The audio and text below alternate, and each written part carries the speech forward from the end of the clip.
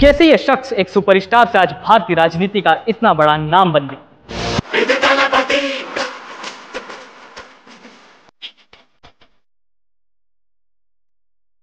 कैसे इस व्यक्ति ने आंध्र प्रदेश की पूरी पॉलिटिक्स को हिलाकर रख दिया है। कैसे 2019 में महज एक सीट पर जीतने वाली इस नेता की पार्टी 2024 में बम्पर सीटें जीत पाई। कैसे इस व्यक्ति ने चंद्रबाबू नायडू को भारत का किंग मेकर बना दिया।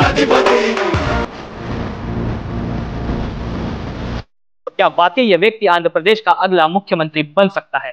और जो यहाँ दिखता है ना पवन, ये पवन नहीं, आंधी है। हेलो, मेरा नाम है अक्षय और इस वीडियो में हम बात करेंगे आंध्र प्रदेश की जनसेना पार्टी के अध्यक्ष और आंध्र प्रदेश के उप मुख्यमंत्री पवन कल्याण के अब तक के राजनीतिक सफर की, और जानेंगे कि कैसे ये व्यक्ति आज भारतीय राजनीति का इतना बड़ा नाम बन गया। इस वीडियो में आगे बढ़ने से पहले अगर अभी तक आपने इस चैनल को सब्सक्राइब नहीं किया है तो जल्दी से सब्सक्राइब कर लें। दोस्तों, 2 सितंबर 1968 को पवन कल्याण का जन्म आंध्र प्रदेश के बापतला में हुआ था।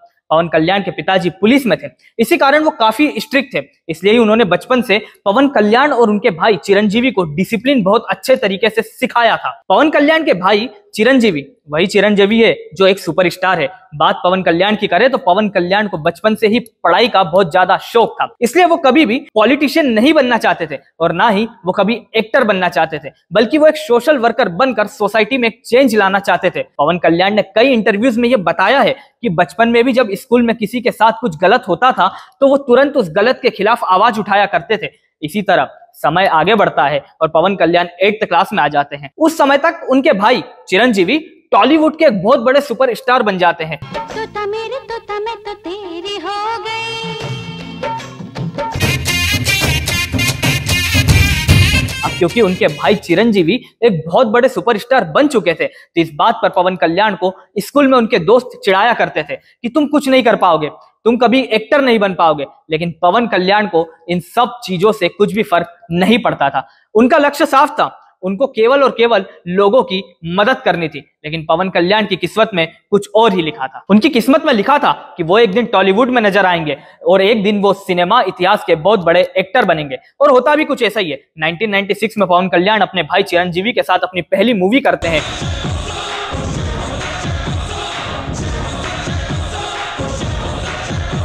और चिरंजीवी की वजह से ही रातों रात पवन कल्याण टॉलीवुड में एक बहुत बड़े सुपरस्टार बन जाते हैं।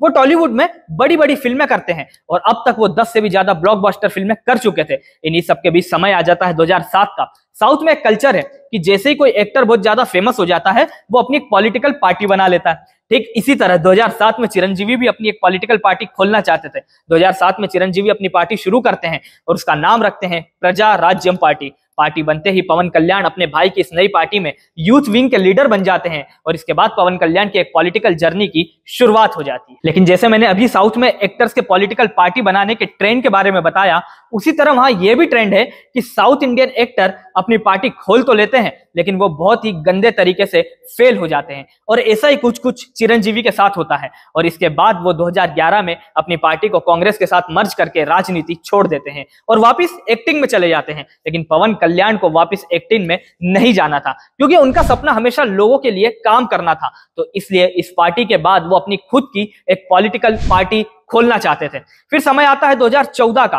पवन कल्याण लोगों के हित की लड़ाई लड़ने और राजनीति में एक बहुत बड़ा नाम बनाने के लिए अपनी एक पार्टी की शुरुआत करते हैं जिसका नाम होता है जनसेना पार्टी। दोस्तों, 2014 का समय वो समय था जब भारत की पॉलिटिक्स में नरेंद्र मोदी एक बहुत बड़ा चेहरा बनकर उभरे थे और इस चीज को पवन कल्याण बेहद करीब से जान रहे थे। पवन कल्याण को पता था अगर टीडीपी, जो कि उस वक्त आंध्र प्रदेश की सबसे बड़ी पार्टी है, वो और पवन कल्याण की जनसेना पार्टी दोनों अगर बीजेपी के साथ जुड़ जाएंगे तो ये इन दोनों पार्टीज और आंध्र प्रदेश दोनों के लिए काफी अच्छा होगा। पवन कल्याण बहुत प्रयास करते हैं और आखिर में टीडीपी और बीजेपी साथ में जुड़ जाती है और फिर जो होता है उसका परिणाम तो आपको पता ही होगा। 2014 का इलेक्शन एक हिस्टोरिक इलेक्शन होता है। देखिए, पवन कल्याण आंध्र प्रदेश की राजनीति में आज भी एक नया चेहरा है, लेकिन आंध्र प्रदेश की राजनीति के लिए वो एक उम्मीद की किरण बनकर उभरे हैं। देखिए, अगर आपको पवन कल्याण की पॉलिटिक्स को समझना है तो आपको आंध्र प्रदेश की पॉलिटिक्स को थोड़ा सा समझना होगा। आंध्र प्रदेश की पॉलिटिक्स ठीक वैसी पॉलिटिक्स है जैसी कि भारत के बाकी राज्यों में होती है, यानी जातिवाद बेस्ड पॉलिटिक्स। आंध्र प्रदेश में टीडीपी और वहां की जो बाकी पार्टीज है वो हमेशा कास्ट बेस्ड पॉलिटिक्स किया करती है। लेकिन पवन कल्याण शुरू से ही कास्ट बेस्ड पॉलिटिक्स और रिलीजन बेस्ड पॉलिटिक्स के सख्त खिलाफ थे। वो हमेशा डेवलपमेंट की राजनीति के बारे में बात किया करते थे और ये चीज आंध्र प्रदेश के यूथ को बहुत ही अच्छी लगती थी और इसी कारण आंध्र प्रदेश का यूथ पवन कल्याण को सपोर्ट करने लगता है और इस तरह टीडीपी और बीजेपी के साथ पवन कल्याण जुड़ गए थे। लेकिन आपको जानकर हैरानी होगी कि बाकी पार्टीज में जैसे अलायंस बनते हैं, यानी एक पार्टी वाले अपनी अलायंस दूसरी पार्टी वाले को कुछ नहीं बोलते हैं, लेकिन पवन कल्याण बिल्कुल भी ऐसे नहीं थे। पवन कल्याण अपनी ही अलायंस पार्टी के खिलाफ भी खुल के बोलते थे। जब भी लोगों के साथ कुछ गलत होता था और पवन कल्याण को लगता था कि उनकी अलायंस की पार्टी ने उसके खिलाफ कुछ किया नहीं है, तो वो तुरंत बोलते थे। इसी से रिलेटेड एक फेमस इंसिडेंट भी है।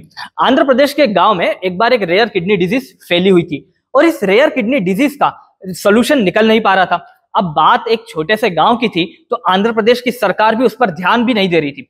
यही समय था 2018 का, जब टीडीपी की सरकार आंध्र प्रदेश में थी और इस पार्टी का पूरा पूरा समर्थन करते थे पवन कल्याण। लेकिन उस दौरान पवन कल्याण ने अपनी एक रैली के दौरान चिल्ला चिल्ला कर कहा था कि अगर उस जगह के लिए की गई उनकी 17 मांगे पूरी नहीं होती है तो वे भूख हड़ताल पर बैठ जाएंगे। उनकी यह मांग जायज भी थी क्योंकि उस जगह पर 20,000 से भी ज्यादा लोगों की किडनी फेलियर से मौत हो गई थी। भूख हड़ताल की बात कहने के बाद पवन कल्याण 24 घंटे के लिए भूख हड़ताल पर भी बैठ जाते हैं, जिसके बाद चंद्रबाबू नायडू की टीडीपी सरकार को इस एरिया में डायलिसिस सेंटर्स और बहुत सारी मेडिकल फैसिलिटीज अरेंज करवानी पड़ती है। दोस्तों, ये दिखाता है कि पवन कल्याण पॉलिटिक्स में पैसे या सिर्फ नाम के लिए नहीं आए हैं, वो सच में एक चेंज लाने के लिए ही पॉलिटिक्स में आए हैं। लेकिन फिर इसके बाद 2019 का समय आता है। 2019 में आंध्र प्रदेश में विधानसभा और भारत में लोकसभा चुनाव होने वाले थे।